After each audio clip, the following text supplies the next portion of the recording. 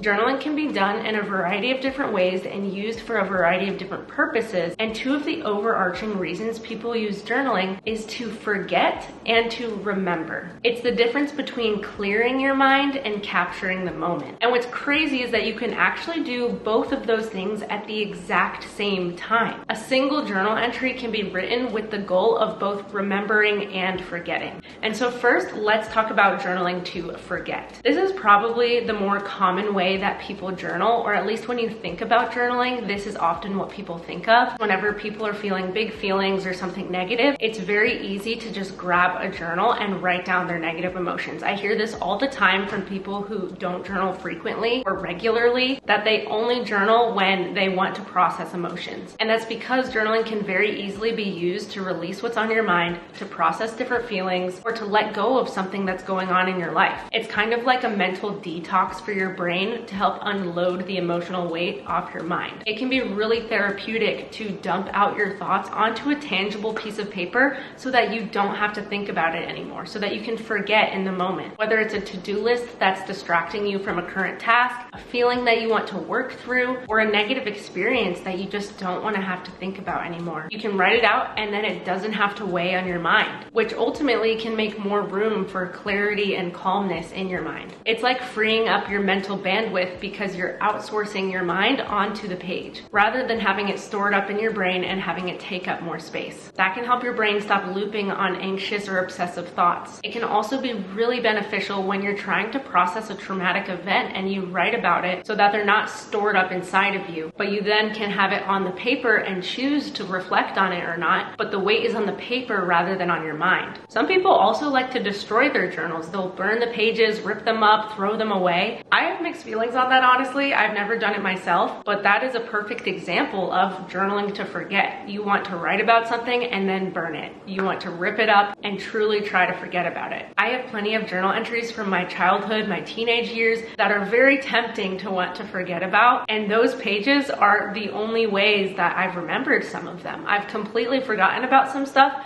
gone back and read it, remembered it, and it would feel very easy to just get rid of that evidence completely so that I don't have to remember it again. Something about getting rid of a physical memory after you've written it down can help make it feel like it's actually been erased from your mind. And that can be really helpful for people to help them feel like they are releasing the past and not living in the past, but rather healing through it, processing the past, and then growing from it, and not having that archive feel like it's weighing them down. Journaling can be used as a tool for mindfulness rather than memory. Now, the other big way that journaling can be used is to journal to remember. Sitting right here is nearly 30 journals of almost 20 years of my life written down on paper. It's kind of like a filing cabinet of my entire life. Obviously, it doesn't include everything, but it certainly includes a whole lot of my life, most of which I would have forgotten about if I didn't write it down. It is an archive, a record of my life, memories, people, thoughts, experiences, feelings. My future self and future generations can go back and visit those things. I can remember things about my past self that I would have forgotten otherwise. And when you remember something from your past that you've forgotten about, it's almost like you get to relearn parts of yourself that might have been lost in your memory. It enables tracking progress over time, seeing how you've changed and how you've grown over the years. And it also helps you identify patterns and themes in your life that you can further learn from. It is such a special experience to be able to look back on a memory and have that feeling of nostalgia, that moment where you're like, oh my gosh, I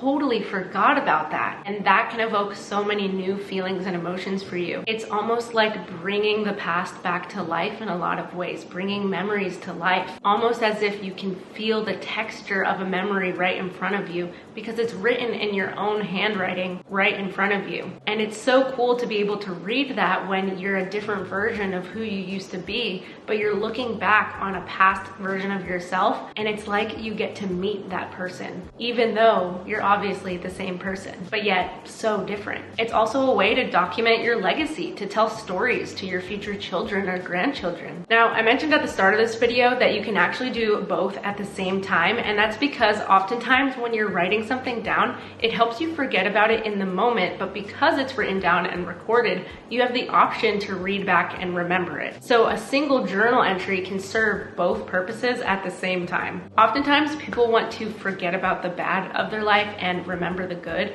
but journaling offers this in-between safety net for you where you can write about the bad and then have the option of revisiting it whenever you're ready. And even if you're not ready, knowing that it is stored somewhere but not within you can be really beneficial. And the ability to reflect on those negative things can challenge you to face your past, to face those negative feelings that you were avoiding, to be able to reflect on those negative aspects of your life to then try to grow from it. Also, it's crazy how good and bad can actually shift within our life. There have been things that I've written about in my past that I thought were good, but then reading back on it and reflecting on it, I've realized that I actually don't like the way that I was writing or the things that I was valuing or prioritizing in my life. And when it comes to journaling the good, it's crazy how easy it is to forget. And so it's really beautiful to be able to write down and document the good so that you can revisit it and relive that joy. But at the same time, it does reveal how fleeting our emotions and memories are. So although it is really sweet to reflect on good memories, it also does make you realize how temporary our happiness can be, which is why it is ultimately important to put your joy in the Lord, because that is everlasting. That is going to be maintained throughout eternity. But it really does put it into perspective to see the good things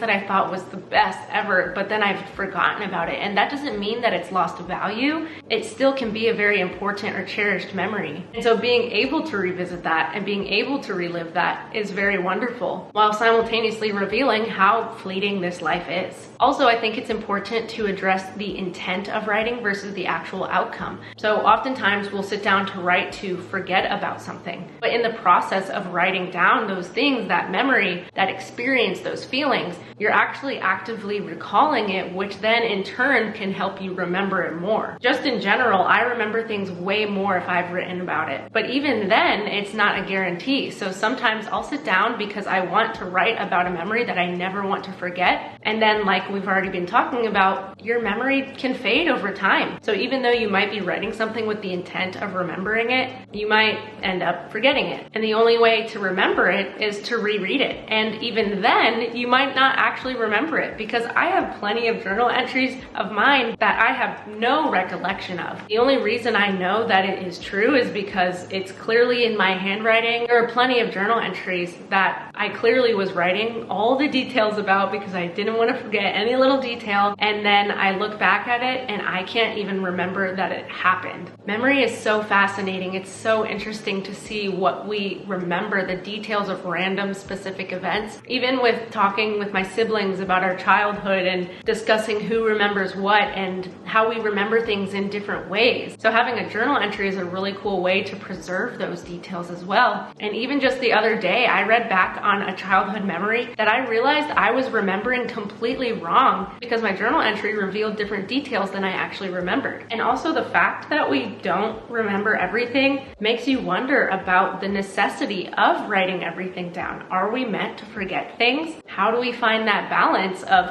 documenting the past, remembering the past, but not living in the past, and instead living in the present, focusing on what's to come? And in that same vein, you have to ask yourself, who are you writing for? Are you writing for your current self right now to work through different things that you're feeling or seeing or learning about the world, whether it's to forget or remember things? Or are you writing for your past self to work through things of the past, to write down memories that you've never written down yet so that you don't forget about them? Are you trying to work through traumas that you've never healed? Or are you writing for your future self to document memories that you're living now so that your future self can look back on it and reflect on your life? Or that you can share it one day with future children or grandchildren? Or are you writing for someone else? And like we've already touched on, it's really interesting how memories and meaning can shift. Not only can your memory shift of how something happened, the details of the memory, but so can the meaning of the memory itself. You can look back on a memory and reinterpret it differently than how you actually experienced it. Alternatively, things that might not have as much meaning when you actually write it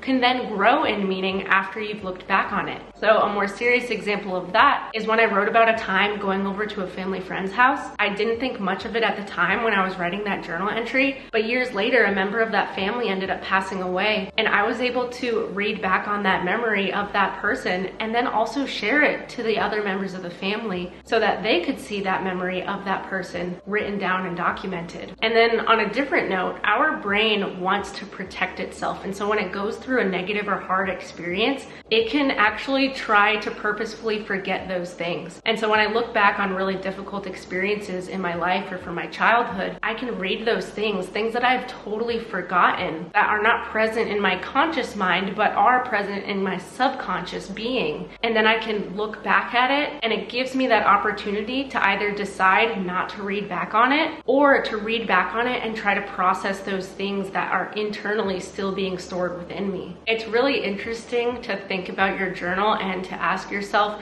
if your journal is more of a mirror of yourself to reflect on who you are, to reflect back on yourself, or if it's a vault to store all of the memories in your life. And it's crazy that it can act as all of that at the same time. And so I just want to leave you with some questions to reflect on, and feel free to comment down below your answers to these questions because I think it is so interesting. But do you write more when you want to remember something good or when you want to purge something bad? Do you keep your old journals or do you get rid of them? And if you keep them, do you keep all of your journals? Do you only keep certain journal entries? And if you get rid of them, do you get rid of them right away or plan to get rid of them one day? Maybe you're like, I want to keep all these journals, but whenever I die, I want to burn them and have nobody read back on my life. And then have you ever read back on something that you wrote years ago and now feel totally disconnected from? And then is it more therapeutic for you to be able to relive something that you've written, or to release something by writing it? It definitely does get you thinking more deeply about your journaling, your why, and the impact that it can have on you in the years to come. And ultimately, at the end of the day, there is no right or wrong way to journal, but it is just so cool to talk about the different ways and different reasons why you put your pen to paper. I would love to dive deeper about this with you guys in the comments down below. So again, if you want to answer any of those questions or touch on anything that I've talked about already in this video, let's start a conversation and talk more about this. Thank you so much for watching today's video. Give it a thumbs up if you enjoyed, and feel free to subscribe to my channel if you want to see more videos about journaling, faith, productivity. I pray this video blessed you, and I will see you all in my next video. Bye guys.